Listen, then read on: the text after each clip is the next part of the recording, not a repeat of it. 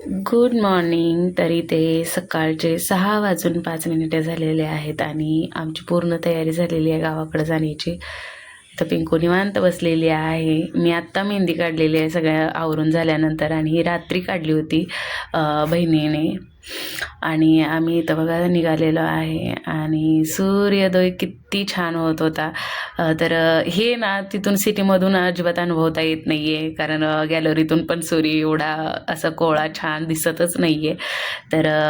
आज हे पाहायला मिळालं, खूप छान वाटत होतं. सकाळी सकाळी इतकं मन फ्रेश वाटत होतं ना बघितल्यानंतर. आणि हे आहे उजनी धरण आणि तिथे बोट होती. किती सुंदर वाटत होतं ना सकाळी जाताना. आणि थंडी पण खूप प्रचंड होती. आणि पाण्याच्या साईडनं जात असताना तर खूपच थंडी लागते. आम्हाला सगळ्यांना खूप थंडी वाजत होती. तर बघा कसे पांघरून वगैरे घेत होते. पिंकूची झोप चालू आहे, तसं आम्ही सगळ्यांनी झोप काढलेली आहे. आणि अहो मात्र गाडी चालवायला लागलेले आहेत सकाळपासनं निघल्यापासनं.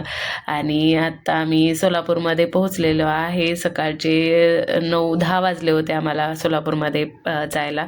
तर इथे माझी बहीण येणार होती लहान, तिची आम्ही वाट पाहायला लागलो आहे. आणि तोपर्यंत म्हणलं गरम गरम भज्जी वगैरे खावं आणि चहा पण प्यावा.